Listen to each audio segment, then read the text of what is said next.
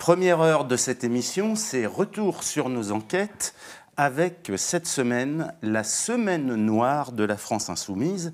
C'était le titre d'un article de Pauline Grohl ce week-end. Pauline suit la gauche en général et la France insoumise en particulier.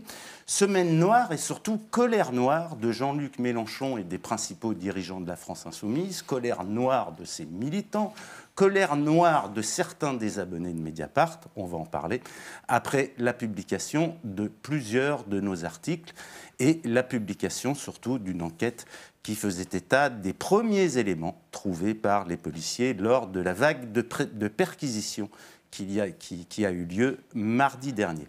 Alors, on ne va pas tenter de convaincre ceux qui ne peuvent pas l'être, on va tenter simplement de parler à vous, lecteurs, à vous, abonnés, et qui, très légitimement, pouvez vous interroger sur nos choix, sur la manière dont on travaille, sur pourquoi on a choisi de publier tel ou tel article à tel ou tel moment.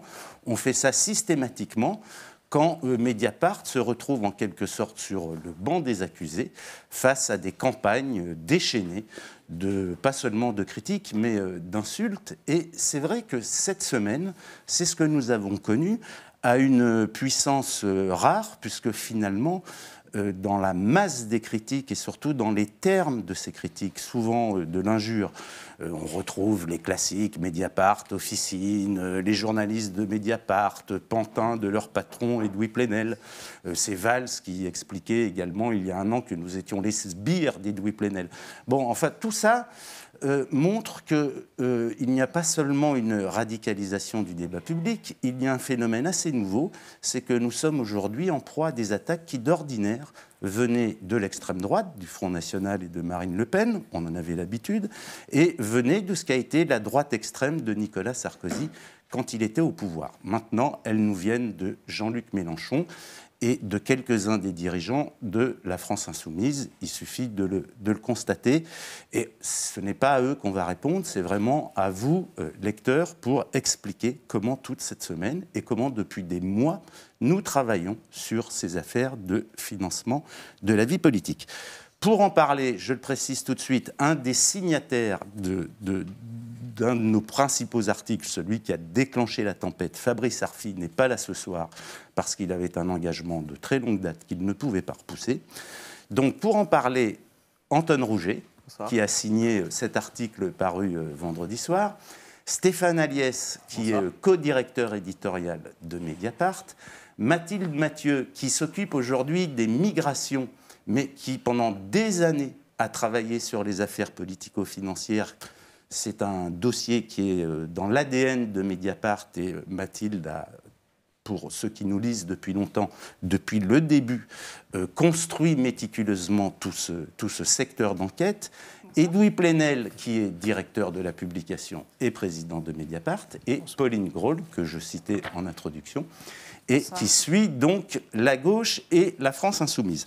Alors, ce que je vous propose, c'est que moi, j'ai lu les 3000 commentaires, un peu plus de 3000 commentaires sur votre article, Anton, Michel Deléan et Fabrice Arfi. Et puis, il y a eu également des milliers de commentaires sur d'autres articles. Il y a eu des centaines de billets de blog, il y a Twitter qui est déchaîné, etc. etc. Bon. Donc, j'ai passé pas mal de temps à lire tout ça, à revoir les conférences de presse de Jean-Luc Mélenchon. Ce que je vous propose, c'est qu'on procède vraiment en questions-réponses.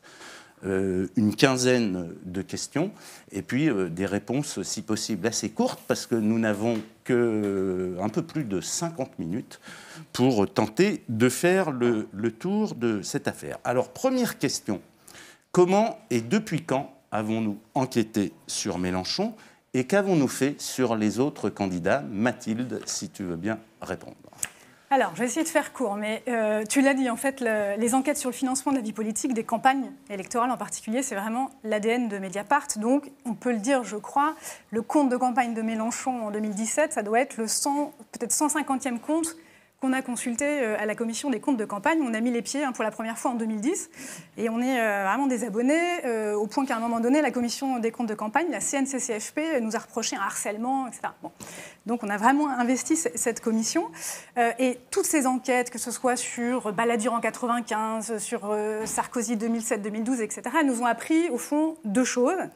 Première chose, il n'y a aucune élection présidentielle depuis 1995 où il n'y ait pas eu au moins un des candidats, des gros candidats, qui ait triché.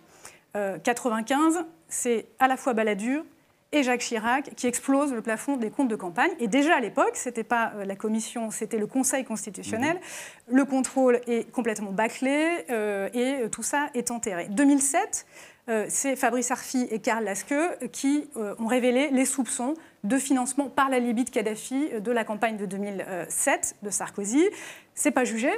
Donc la triche n'est pas définitivement établie, mais enfin, Sarkozy est mis en examen pour financement illégal de la campagne, Éric Woerth pour complicité de financement illégal.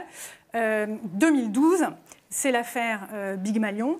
Là aussi, ça n'est pas jugé. Sarkozy est renvoyé devant le tribunal correctionnel. On saura d'ailleurs, je crois, demain, si la Cour d'appel valide le travail des juges d'instruction et si on aura bien un procès.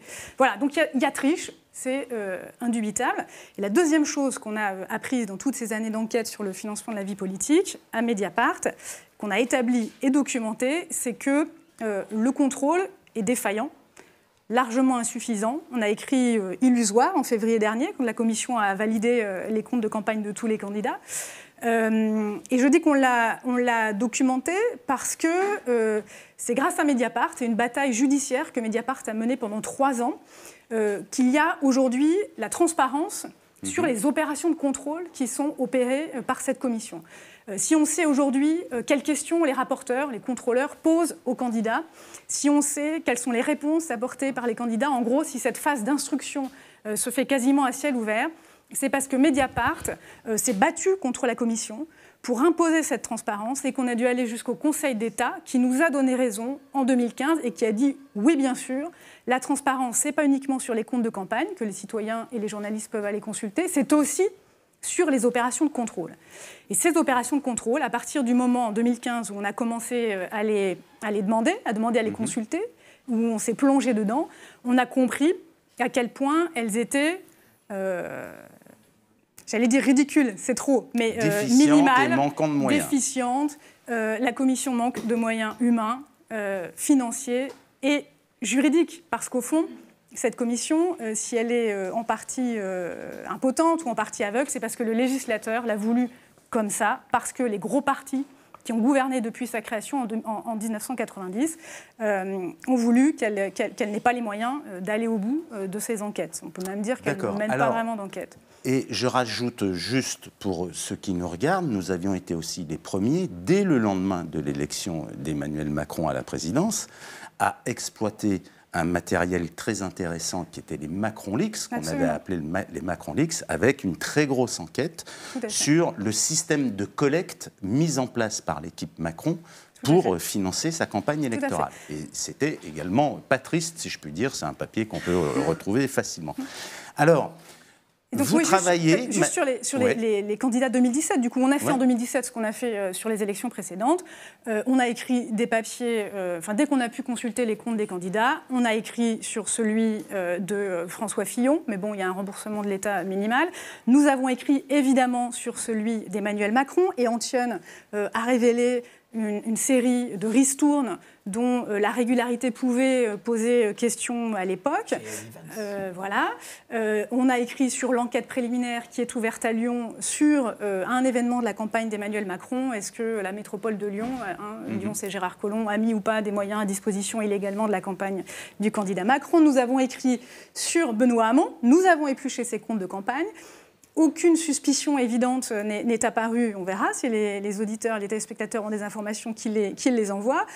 Antionne enquête toujours sur le sujet puisque, je crois, tu as demandé cet été à Génération, le nouveau mouvement de Benoît Hamon, quels étaient ses prestataires habituels pour les comparer avec les prestataires de la campagne. Si c'est les mêmes, éventuellement examiner des renvois d'ascenseurs. Enfin voilà, ces enquêtes, et j'oublie Marine Le Pen évidemment, sur laquelle Marine Turki enquête depuis des années et sur laquelle Mediapart a fait moult révélations. Mediapart a dévoilé toutes les affaires financières et les coulisses peu ragoûtantes du Front National. Nous avons épluché le compte de Jean-Luc Mélenchon comme celui de tous les autres candidats. Et voilà. Alors, vous épluchez ce compte. Et vous publiez une enquête co-signée par toi, Mathilde, et par Anton, en mars dernier, si je me souviens bien. une enquête très fouillée sur l'organisation des financements de la campagne Mélenchon. Et là, quelle est la réaction de la France insoumise? Est-ce que c'est déjà le tumulte que nous connaissons depuis une semaine ou c'est autre chose? Déjà concrètement sur le travail de cette enquête, on va consulter les comptes en février et là on prend le temps de finalement activer nos réseaux, consulter les personnes qu'on connaît à l'intérieur du mouvement et évidemment confronter les responsables du mouvement qui ont tous accepté de nous répondre de manière... ça a été vraiment un dialogue pendant plusieurs jours, sauf Sophia Chikirou déjà à l'époque. Et donc, ce que nous révélons à travers cette enquête, c'est les coulisses du financement de la campagne de Jean-Luc Mélenchon qui sont complexes, avec des difficultés à obtenir un prêt, voilà, beaucoup d'enjeux. En même temps, des militants qui travaillent sous des statuts d'auto-entrepreneurs parce qu'il n'y a pas d'argent dans la campagne. Et 2 boîtes noires qui sont la société Mediascope de Sophia Chikirou et une association L'Air du Peuple dirigée par des proches de Jean-Luc Mélenchon sur lequel nous n'arrivons pas à obtenir d'informations vraiment financières sérieuses. Et là, c'est le blackout en termes de réponse à vos questions. Exactement, et alors que ce sont deux prestataires très importants de la campagne. Donc, oui, puisque la société de Sophia Chikirou représente à peu près 10% 11% des dépenses de campagne de Jean-Luc Mélenchon. Un peu plus d'1 million d'euros sur une campagne qui approche les 11 millions d'euros. Et 450 000 sur l'association L'Air du Peuple. Les deux ne publient pas leurs comptes en 2017. Donc nous, on a des interrogations à ce moment-là. On produit donc une enquête extrêmement documentée, équilibrée. Et il y a 2 types de réactions. Je me souviens, pour moi, cette séquence est assez frappante. Il y a d'abord une première réaction militante, on va dire, de dire Mediapart fait du Mélenchon bashing parce que vous enquêtez sur les comptes de campagne de ce candidat, c'est scandaleux, votre article est à charge, etc. Et moi, ce qui était intéressant à ce moment-là, c'est que j'avais finalement un sous-titre, un second niveau de lecture où les personnes avec qui j'avais été en relation pendant cette enquête, avec qui j'avais beaucoup échangé, me disaient non, mais votre papier est formidable, il est justement très honnête, il explique les complexités qu'on a rencontrées dans le financement de notre campagne, le fait qu'on n'avait pas d'argent, que le prêt bancaire, et ça c'était un vrai enjeu, est arrivé extrêmement tard dans la campagne. Donc on avait déjà ce décalage à ce moment-là qui était pour nous déjà très intéressant à analyser. Alors, puisqu'on parle de décalage, mardi dernier, une douzaine de perquisitions simultanées. Sièges de partis, de mouvements, d'associations, domicile privé, 64 policiers mobilisés et un Jean-Luc Mélenchon qui dit « Nous sommes traités comme un groupe terroriste ou de grand banditisme ». Pourquoi n'a-t-on pas plus souligné le caractère exceptionnel de ce dispositif ? Je pense qu'il faut vraiment... Par rapport à un parti et à un dirigeant qui est aujourd'hui le premier opposant à gauche à Emmanuel Macron. Je pense qu'il faut prendre les choses vraiment sérieusement et bien séparer les choses. En fait, il y a l'ampleur de la perquisition ou de l'opération de police et en même temps la question de l'indépendance du parquet. Et nous, on ne veut absolument pas mêler les 2 sujets.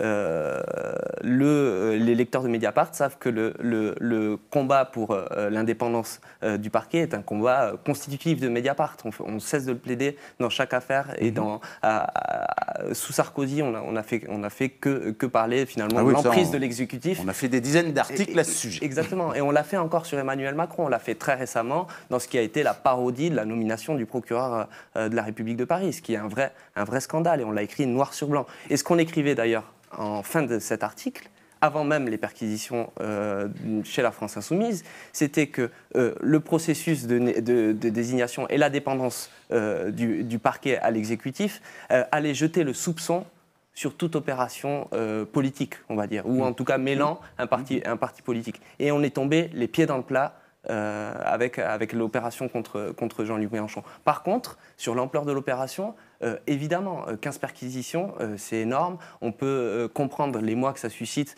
chez les personnes déjà qui ont été visitées à 7h du matin par la police, chez leurs proches, chez les militants du parti qui voient leurs locaux perquisitionnés. Ça, tout à fait, évidemment.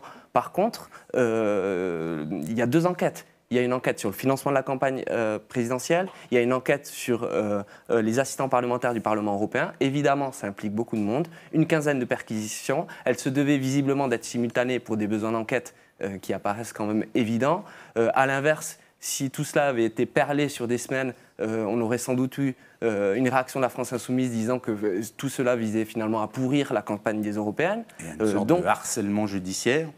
Donc pour nous, le vrai sujet, il est sur l'indépendance du parquet. Et c'est là où il faut qu'il y ait un vrai débat politique. D'ailleurs, on notera que dans ton parti pris directement après les perquisitions, qui est le premier et qui soulève d'ailleurs la question de l'indépendance du parquet, tu notes bien que dans son programme, l'Avenir en commun, la France insoumise ne propose pas une indépendance totale du parquet en France. Alors tout de même, est-ce qu'il y a des précédents, Mathilde, dans toutes les affaires politico-financières que tu as suivies, est-ce qu'il y a des précédents d'une opération d'une telle ampleur ?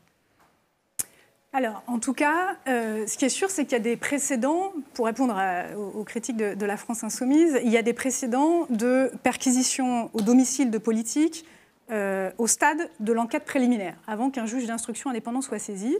On peut citer, et on l'a déjà fait dans les divers papiers, François Fillon, le Penelope Gay pendant la campagne présidentielle, Michel Mercier, sénateur qui était pressenti pour entrer en Conseil constitutionnel, il y a des soupçons sur des emplois fictifs de ses enfants, perquisition à son domicile en enquête préliminaire. Pour sortir un peu de la région parisienne, on peut citer, toujours en enquête préliminaire, perquisition au domicile de Michel Alliot-Marie dans une affaire de soupçon d'abus de confiance, ou de Guillaume Pelletier, je crois que c'est une enquête préliminaire qui est ouverte à Nice. C'était des soupçons sur une petite affaire Big Malion locale.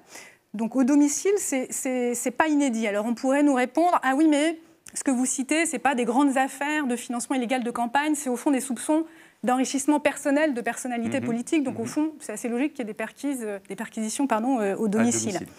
Donc regardons les 3 grosses affaires de soupçons de financement illégal de campagne, donc FN, Big Malion, Sarkozy, Kadhafi.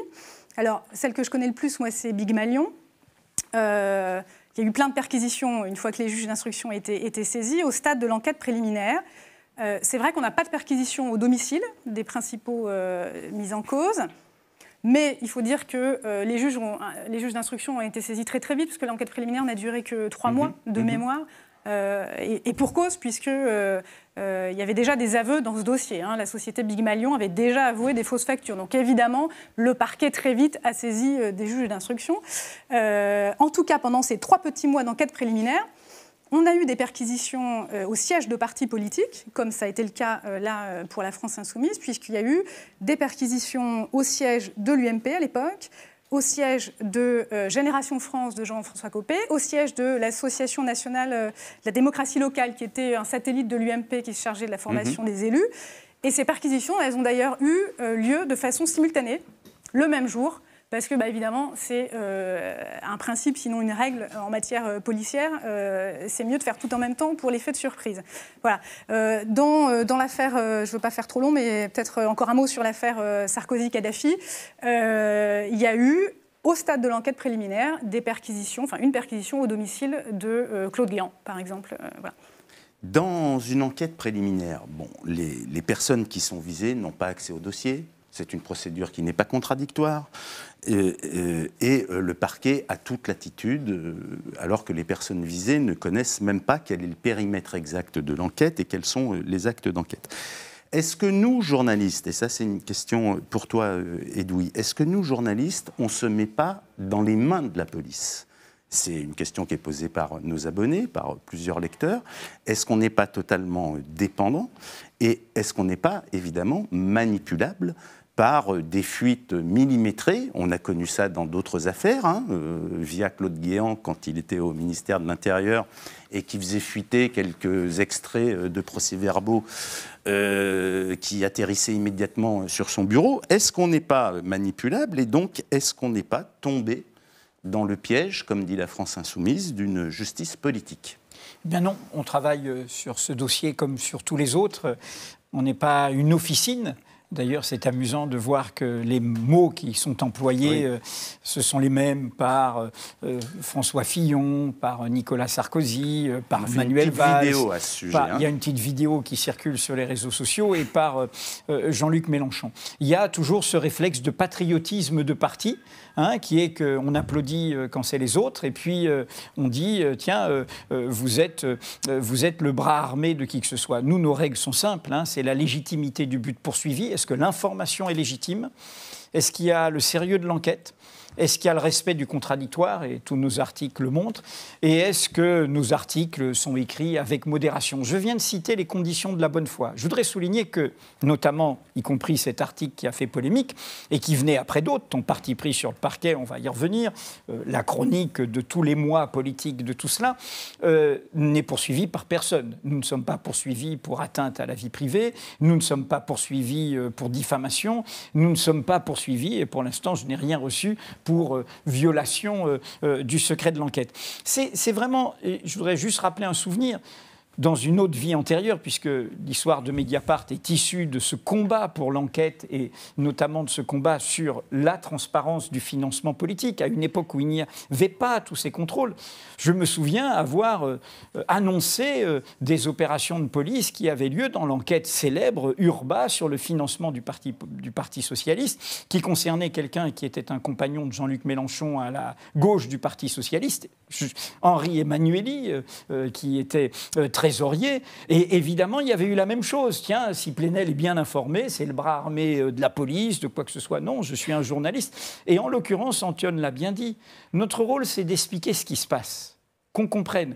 Il y a, on va peut-être y revenir, ce débat sur le parquet, où notre position est très claire, mais il y a à comprendre... Justement, je t'interromps. Pourquoi il n'y a pas eu d'ouverture d'informations judiciaires scandale qui aurait permis de lever ce soupçon d'opération politique vu la tutelle de l'exécutif sur le parquet? Comme l'explique très bien un blogueur, lui-même juriste de Mediapart, Paul Cassia, c'est un scandale. Le parquet aurait dû dire aux policiers, les policiers, ils viennent avec leurs compétences en enquête préliminaire, ils disent voilà, on va faire le puzzle, en l'occurrence, ils avaient des auditions programmées, de beaucoup de petites mains, ça c'était programmé, les gens étaient déjà convoqués, et évidemment que Mme Chikirou, que M. Mélenchon et d'autres étaient déjà convoqués. Avant les perquisitions. Bien sûr qu'ils le savaient depuis plusieurs semaines qu'il y allait y avoir une accélération judiciaire. Là-dessus, les policiers disent, on a besoin de faire en simultané, j'allais dire, des perquisitions de vérification.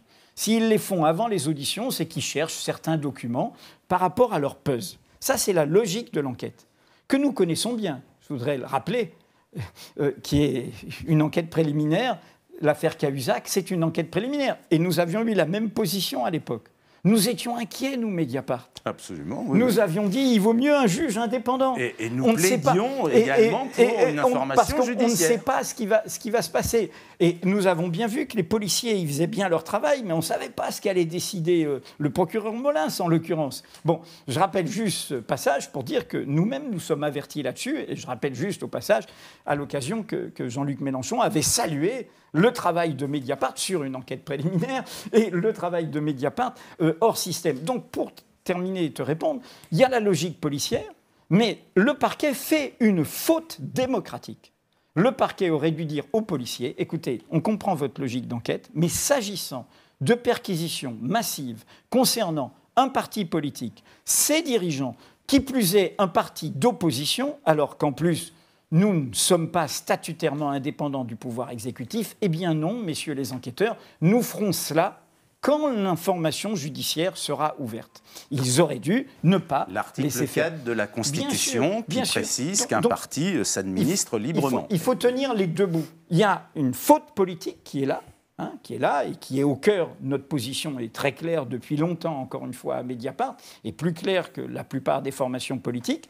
Et d'autre part, en même temps, notre travail d'information, nous ne sommes pas des militants, nous ne sommes pas en campagne, et nous, notre travail, c'est qu'est-ce qu'ont voulu faire ces policiers qui sont, nous les connaissons, les policiers de l'Office anticorruption. C'est des policiers républicains, c'est des policiers qui essayent justement d'être au service du bien commun.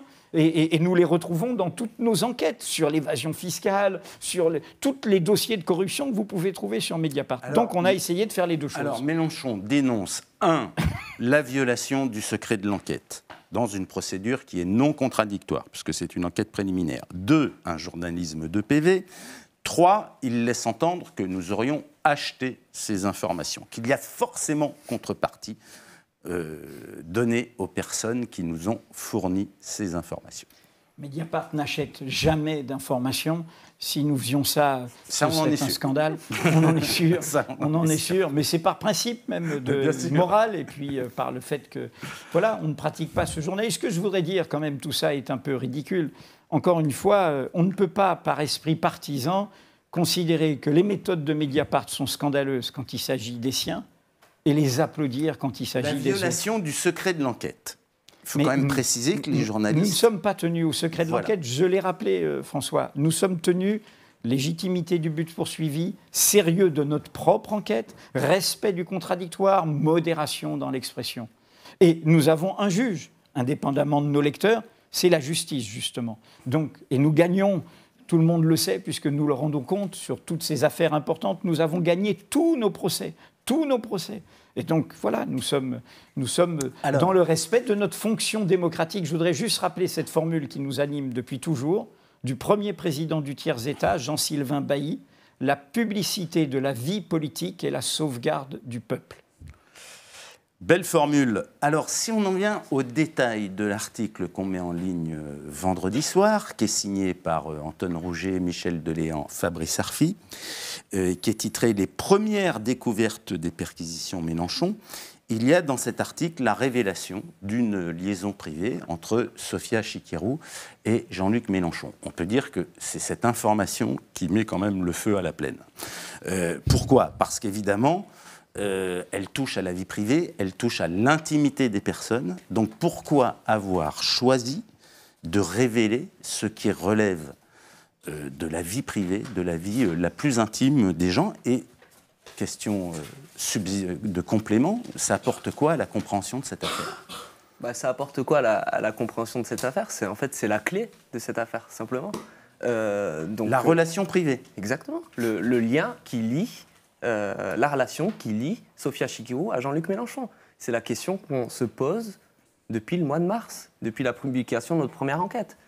C'est-à-dire, on voit un prestataire dirigé par une personne, donc une société, une petite boîte de com, dirigée par une personne qui est directrice de la communication de la campagne, qui est l'un des principaux prestataires. 11% des dépenses de la campagne vont dans cette petite société qui ne travaille quasiment exclusivement que pour la France Insoumise et dont on apprend qu'elle a une relation sentimentale, privilégiée, de longue date avec le candidat, avec Jean-Luc Mélenchon, le décideur.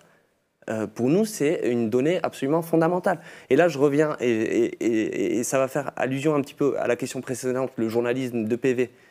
On n'a pas attendu de savoir que Jean-Luc Mélenchon ou Sophia Chikirou se trouvaient chez Jean-Luc Mélenchon mardi matin, le matin des perquisitions, pour enquêter sur la relation. Ça fait des mois qu'on cherche à comprendre. Ça fait des mois qu'on cherche à comprendre la place de ce prestataire. Et ça prend évidemment ça a un impact considérable à l'aune des investigations judiciaires. Parce que Mediascope est évidemment dans le scope de la justice aujourd'hui. La justice travaille évidemment à la compréhension de la place de cette société. Et il se trouve que depuis le mois de mars, on a également enquêté sur le Média, qui était la chaîne de télévision soutenue. Mais je reviens là-dessus. Quand Mélenchon dément le lendemain en disant outre l'ignominie de révéler ma vie privée, je dément, Sophia Chikirou n'est pas ma compagne.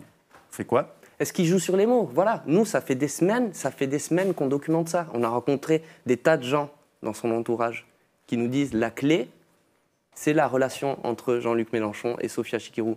Depuis juillet 2016, pendant la campagne présidentielle, après la campagne présidentielle, encore très récemment, on a des éléments là-dessus.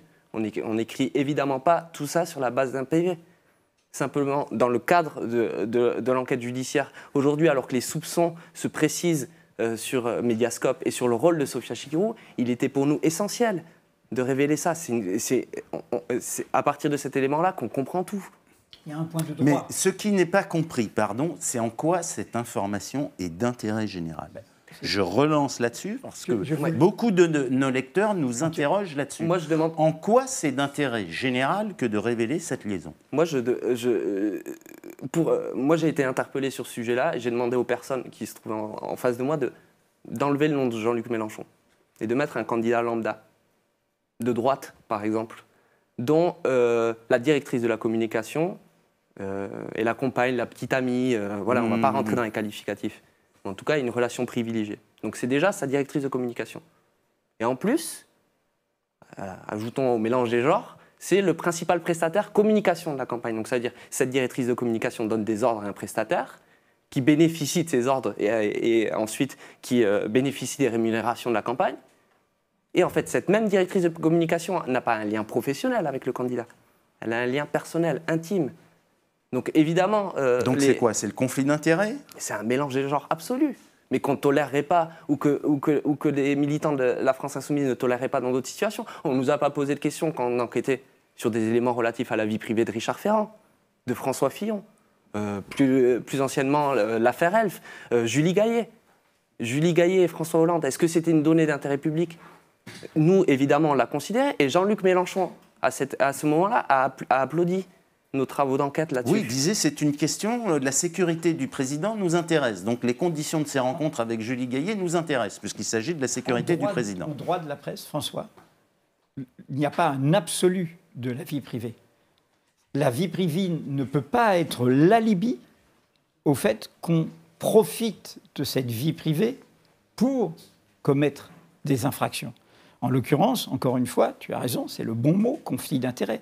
C'est-à-dire, si quelqu'un qui est un prestataire privé, c'est une société privée, un seul actionnaire, gagne de l'argent, et c'est l'enjeu de l'enquête, je rappelle qu'il y a les mots escroquerie, etc., gagne de l'argent, mais que c'est devenu un sujet tabou parce qu'il y a ce lien privé, il est légitime d'essayer de comprendre ça. Je rappelle juste que dans notre charte déontologique à Mediapart, que vous pouvez consulter en accès libre au bas de notre page d'accès, tout journaliste de Mediapart doit déclarer ses conflits d'intérêts potentiels, même pas épouse, conjoint, etc. On met même le mot partenaire.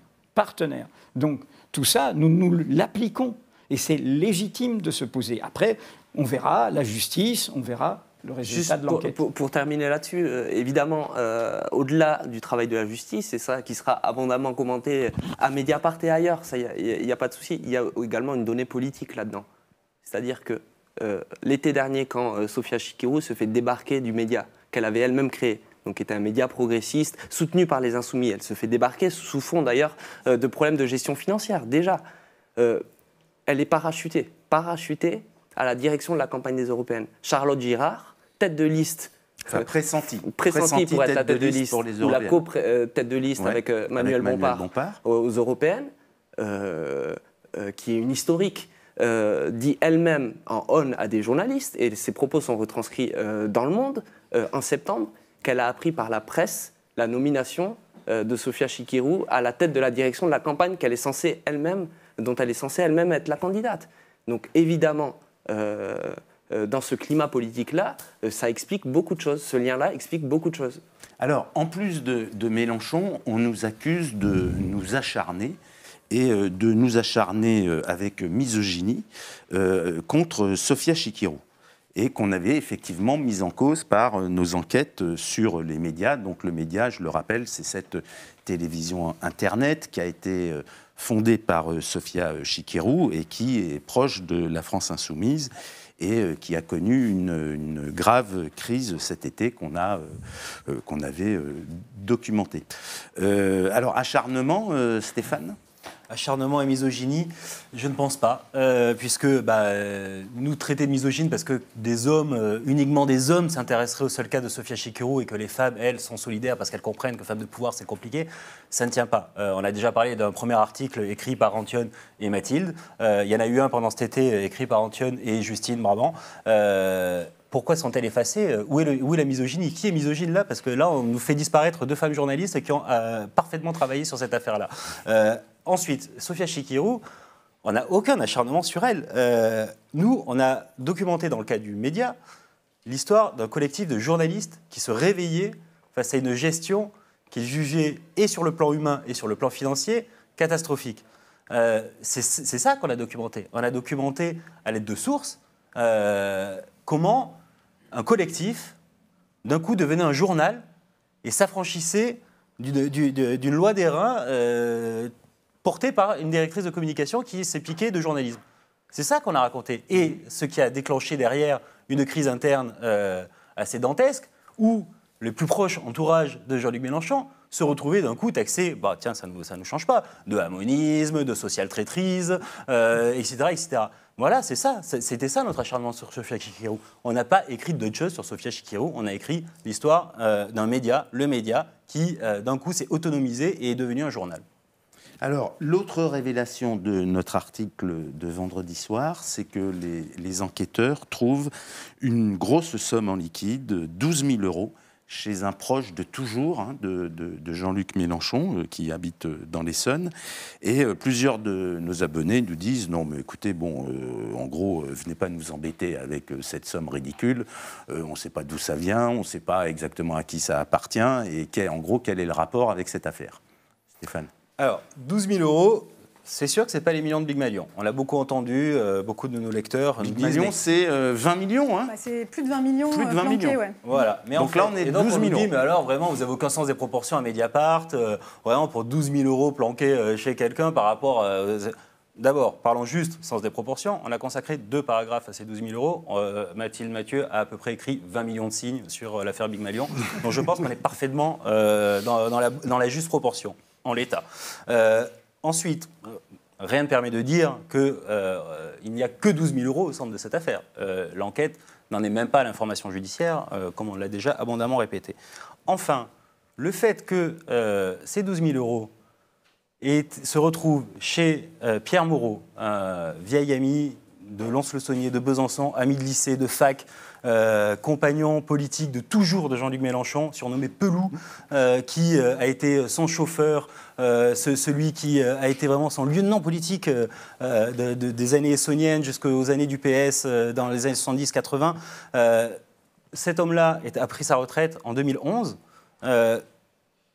et raconte aux policiers s'être fait confier ces 12 000 € par Marie-Pierre Oprandi, autre trésorière historique de Jean-Luc Mélenchon, qui est avec lui depuis les années 70 également. Le fait même que ces 12 000 € aient été confiés par la trésorière de la campagne de Jean-Luc Mélenchon à un ami proche qui rangeait des voitures, forcément que les policiers y voient quelque chose de problématique. Qui ne le verrait pas ? C'est pas l'importance de la somme qui compte, c'est pourquoi d'un coup 12 000 € se retrouvent là ? Plutôt qu'à la banque. Plutôt qu'à la banque.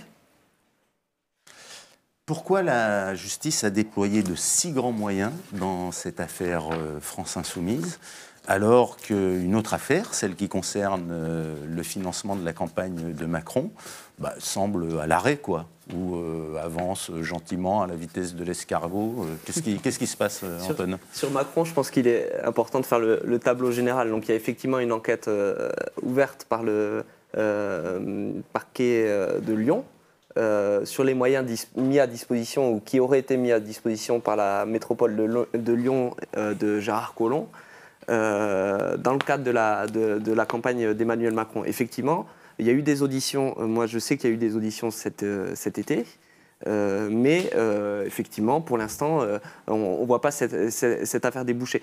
Sur les autres, je pense que c'est important de le dire, il y avait eu une plainte d'Anticor visant notamment les comptes d'Emmanuel Macron à la suite de nos révélations. Donc, comme l'a dit Mathilde tout à l'heure, là aussi, je pense qu'on va le rappeler parce que même si peu de nos lecteurs vont le croire, mais c'est une fake news qui tourne sur les réseaux sociaux, nous n'aurions pas travaillé sur les comptes d'Emmanuel Macron. Bon, il se trouve qu'on a consacré là aussi des dizaines de milliers de signes au compte d'Emmanuel Macron. On est à l'origine de l'affaire GL Events, les fameuses ristournes de la campagne, où effectivement on a pointé des rabais qui étaient absolument astronomiques. Effectivement, on a été intrigué à ce moment-là sur le fait que, le parquet de Paris ne se saisisse pas de nos révélations pour spontanément ouvrir ou diligenter une enquête. Et 2, moi j'ai interrogé le président de la Commission nationale des comptes de campagne en conférence de presse devant des confrères en disant pourquoi n'avez-vous pas fait un signalement sur le compte d'Emmanuel Macron ? Pas seulement après le contrôle. Fait pour Mélenchon. Exactement. Pour Mélenchon, ils l'ont fait 3 jours après notre article, après des révélations dans la presse. Et d'ailleurs, c'est l'un des arguments de la commission des comptes de campagne, de dire on a validé le compte, mais nos moyens sont limités et nous pensons qu'il faut des vérifications de la justice sur le compte de Jean-Luc Mélenchon. Ça n'a pas été fait sur Emmanuel Macron, Moi, j'ai posé la question, on m'a dit il n'y a pas de signalement, il n'y en aura pas. Et ce que pointaient nos révélations, c'est qu'il y a une règle qui est absolument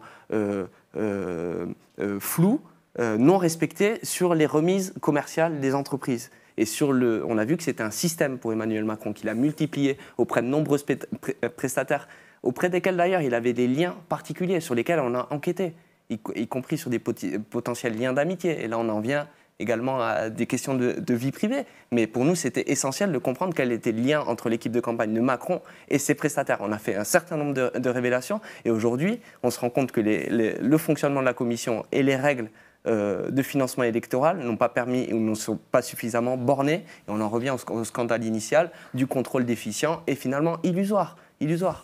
Alors, la campagne de Mélenchon est celle qui coûte la moins chère des 5 premières arrivées, les 5 candidats qui arrivent en tête au premier tour. Mélenchon, un peu moins de 11 millions d'euros, Le Pen, 12 millions et demi, Hamon, 15 millions, Macron, presque 17 millions. Et c'est Mélenchon qui se trouve, enfin le candidat Mélenchon et son équipe de campagne, qui se trouvent accusés d'avoir mis en place un système de surfacturation. Étrange.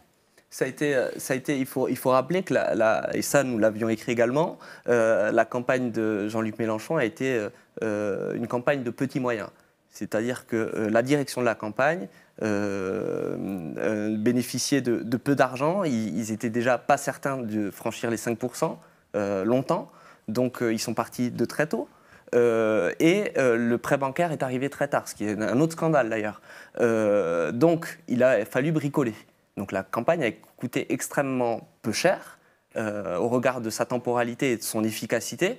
Effectivement, 15 millions pour Hamon qui fait 6%, là, on est dans toute autre chose. Et ça, 3 mois de campagne. Exactement, ouais. Donc là, on flambe. Parce qu'en plus, Hamon sait qu'il a le parti derrière et qu'il y a l'argent. Voilà. Mélenchon, c'est une campagne d'économie. Donc beaucoup de bénévoles, des auto-entrepreneurs, malgré les critiques du parti sur ce statut-là.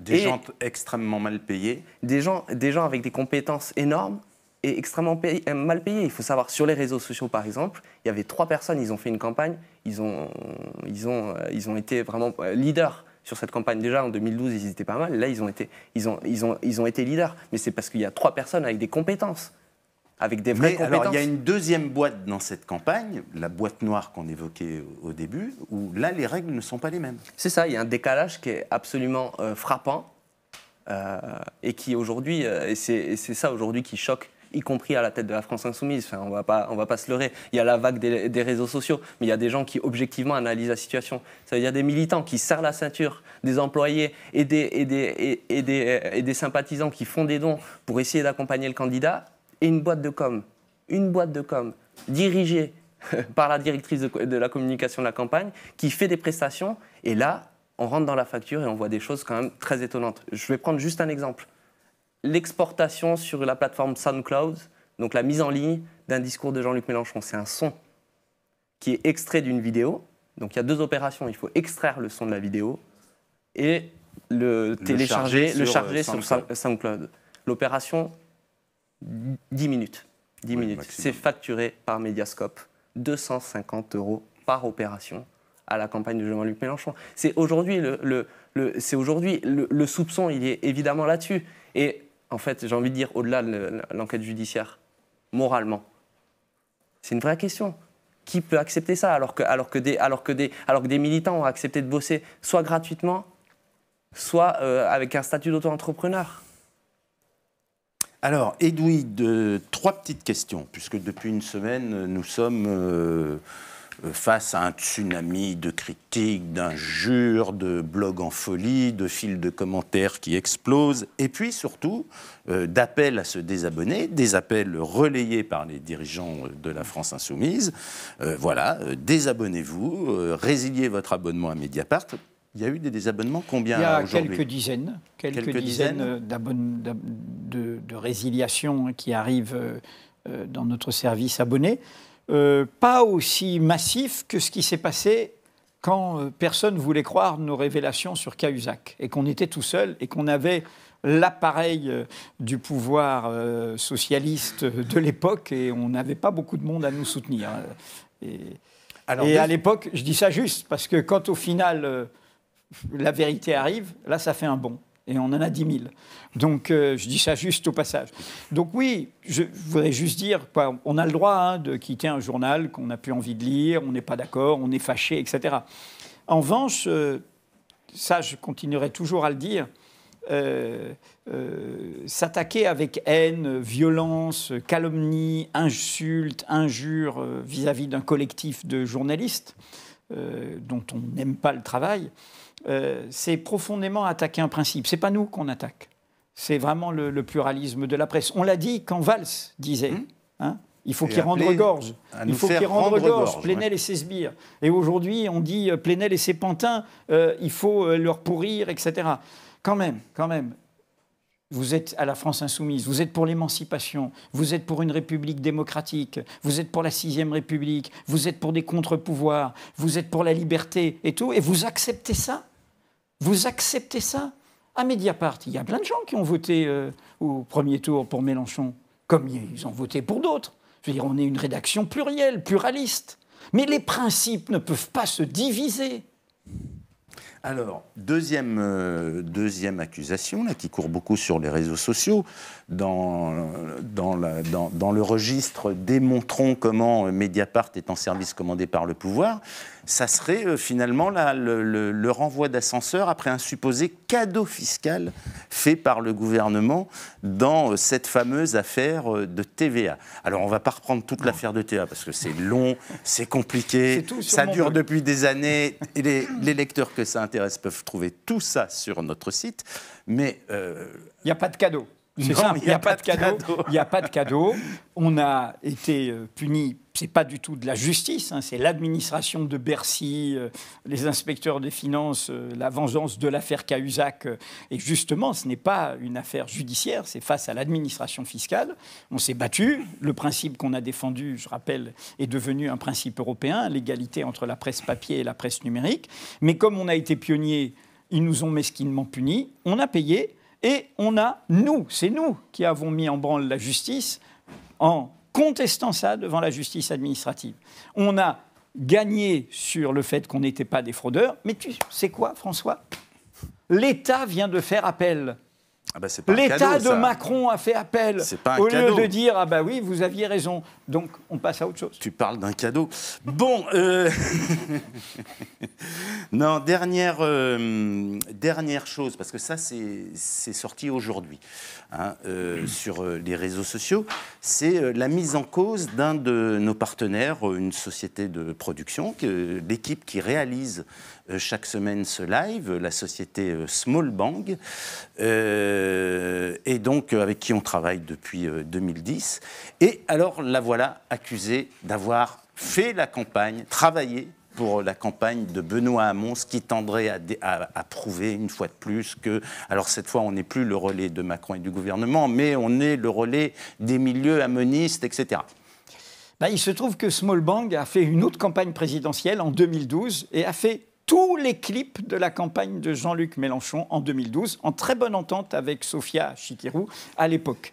Par ailleurs, Small Bang, et tous ceux qui travaillent pour Small Bang sont ici, Small Bang avec Mediapart ne fait pas d'auto-entrepreneur, ne fait pas de précarité, ne fait pas de bout de ficelle, respecte les lois sociales, tout le monde est déclaré et dans le cadre du statut des intermittents que nous défendons. Bref, voilà, tout ça est fait dans les règles et sans rabais et au juste coût qui est d'abord celui des travailleurs, car ce sont les travailleurs qui créent la richesse, et nous le savons bien à Mediapart.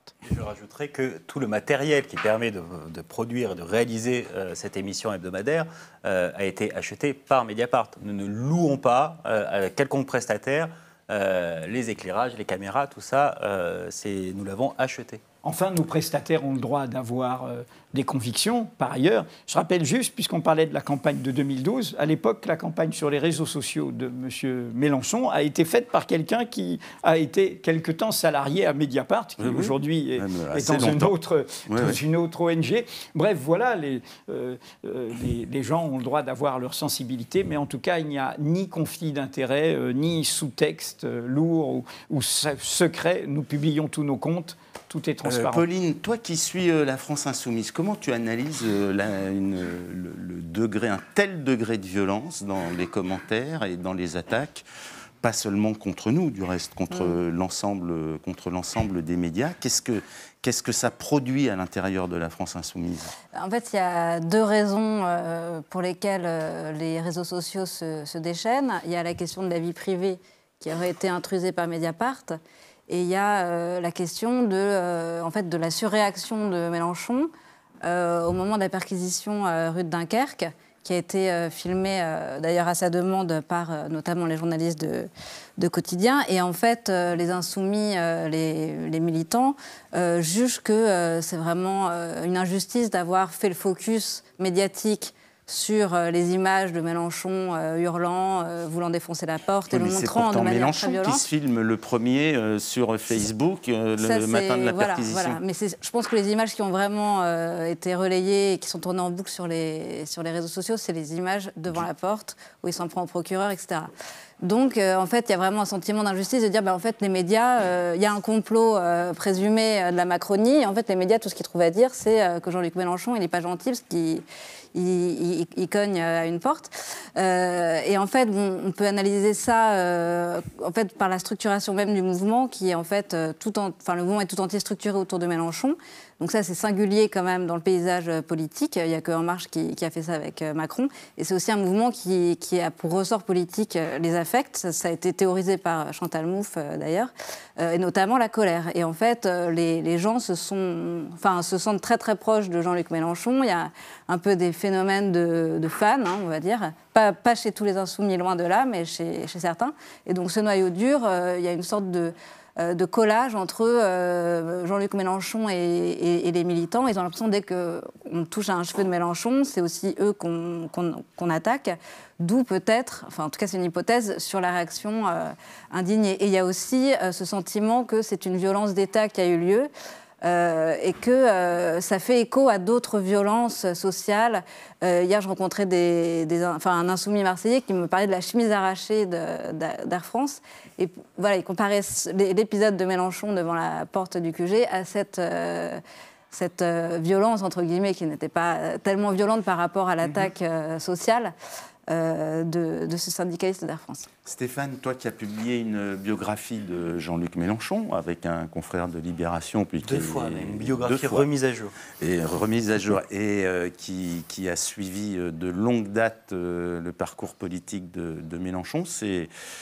C'est normal dans l'itinéraire C'est absolument cohérent. Jean-Luc Mélenchon, aujourd'hui, en 2018, avec les réseaux sociaux, réalise un vieux rêve, d'abord très accroché au numérique, et il a tout de suite vu ce qu'il pouvait en tirer. Il a, de toute façon, historiquement, jamais eu un rapport très serein avec la presse.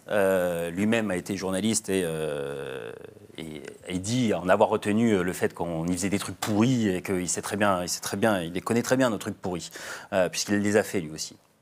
Jean-Luc Mélenchon, très vite, s'est toujours mis dans une logique alternative au relais médiatique. Il a toujours désiré créer sa propre contre-culture. Dès 1988, il crée avec Julien Drey 36-15 Tonton pour appuyer la 36-15 Tonton 36-15 Tonton, qui était le pendant de 36-15 Go, GAU, pour Gauche Socialiste, où à l'époque il y avait un mur militant où les militants pouvaient s'échanger pour savoir où aller distribuer des tracts, un peu l'ancêtre de Facebook d'une certaine manière. Jean-Luc Mélenchon, il était le premier blogueur politique un peu de renom en France.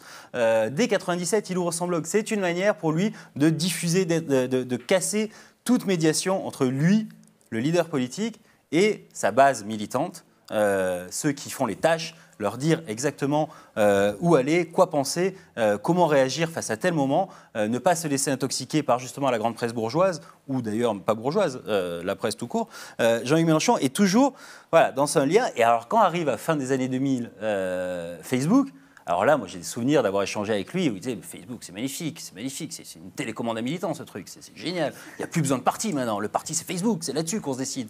Lui qui a toujours aussi été féru dans les cadres organisationnels souples d'auto-organisation, allons-y. Donc à force, cette construction-là politique qui finalement ne repose pas sur des procédures démocratiques, internes, très poussé, d'ailleurs c'est aussi un des problèmes aujourd'hui de la France insoumise, eh bien ça donne ça. Ça donne finalement un leader, quelques lieutenants du leader bien identifiés et une masse militante, plus ou moins grande. Parce que là, on nous dit 500 000 militants, c'est pas des 500 000 cartes payées, c'est 500 000 clics, 500 000 clics sur une newsletter. Moi-même, je suis adhérent à la France Insoumise. On ne peut pas se désinscrire. Ouais. Enfin, je crois qu'on peut se désinscrire de la newsletter, mais en tout cas, il n'y a pas. C'est pas comme si on pouvait renvoyer sa carte. C'est compliqué que se désabonner de Mediapart. Message à bon entendeur à ceux qui voudraient se séparer trop vite. Bref, c'est ça aussi le rapport à Jean-Luc Mélenchon qui fait que voilà, en cas de crise, au moment des crises politiques, c'est un moment où ça peut se déchaîner, quoi. Ça peut se déchaîner et lui, finalement, il peut soit dire déchaînez-vous et s'il ne le dit pas, ça se déchaînera quand même parce que finalement, c'est pas si contrôlable que ça et c'est bien ce qui peut jouer des tours à un Jean-Luc Mélenchon qui, de toute façon, est aussi à un rapport pas très serein non plus avec la justice. Un Jean-Luc Mélenchon qui a connu de près, sans avoir été mêlé, mais a vu passer les valises dans les années 90 de l'affaire Sagesse en Essonne, qui a eu un rappel à la loi pour avoir utilisé les voitures du Conseil général alors qu'il n'était plus Conseil général et plus ministre, et donc avait besoin de voitures au milieu des années 2000, qui a toujours, on le disait tout à l'heure précédemment, qui dans le programme de l'Avenir en commun, on parle de nommément, nous ne voulons pas d'un gouvernement des juges. Il y a une méfiance aussi par rapport à la justice et à son indépendance. Et les deux facteurs combinés font qu'on peut avoir des emportements parfois un peu déstabilisants. Alors juste pour préciser, ça fait 2 ans maintenant, un peu plus même, que nous invitons régulièrement Jean-Luc Mélenchon à participer à nos lives et que là, le refus est absolu. Oui, il y a une histoire un petit peu d'amour-haine de son côté, en fait, avec Mediapart, parce que nous, on a toujours resté, et justement, ô combien voulu rester dans une relation professionnelle avec lui, qui que ce soit aussi dans cette rédaction. On l'a beaucoup accompagné, la création du parti de gauche, on a la mise en place du front de gauche, de longs entretiens ont été faits, les seuls à l'époque aussi longs en tout cas. Il a participé à nos lives, il a fait un brillant live en 2012, brillant, pas toujours d'ailleurs, notamment quand il s'agissait de parler de Serge Dassault, la vidéo face à Mathilde Mathieu fait florès dans la mémoire de nos abonnés. Il a eu des... c'est vraiment pas propre à Mediapart. Moi, par exemple, j'étais accusé de cuver mon vin dans un caniveau pour avoir... écrit un mauvais article qu'il n'avait pas lu mais dont il n'aimait pas le titre et qui n'était pas un article à moi en plus, qui était l'article d'une collègue. On a eu des échanges textos très bizarres. Il y a une fois même, j'ai refusé de lui parler en disant que je continuerai à traiter du parti de gauche à l'époque et de lui-même à travers des conférences de presse, son entourage et son blog, parce que globalement il y a déjà tout avec ça. Et c'est lui-même qui était revenu en novembre 2015 pour nous demander si on pouvait faire un entretien de Jean-Luc Mélenchon pour pouvoir parler de rassemblement de la gauche avant les régionales. Dernière question. Oui, Pauline. Tu interviens et ensuite réponds à ma question. C'est quelles peuvent être les conséquences finalement politiques au sein de la France insoumise de toute cette affaire? Je voulais juste dire qu'on avait fait une interview de Jean-Luc Mélenchon avec Lénaïque Bredou avant les vacances sur la stratégie de l'international qui avait été très agréable et qui s'est très bien passé, voilà, juste avant les grandes vacances. On pourrait dire que Danielle Obono, députée insoumise, est venue ici juste au lendemain des perquisitions. Alors, il faut qu'on termine, qu'on termine, donc en 1 minute. En 1 minute. Alors, non, parce que pour l'instant, tout le monde fait bloc autour de Jean-Luc Mélenchon, même si on constate qu'il y a quelques silencieux, on va dire, notamment François Ruffin, qui a publié un texte le jour des 15 perquisitions mardi dernier, et qui après a continué son petit bonhomme de chemin en France sur ces thèmes. Charles Girard, on l'entend pas trop non plus. Voilà, donc après, la question qui se pose, c'est quelles vont être les conséquences politiques à la fois au sein du mouvement.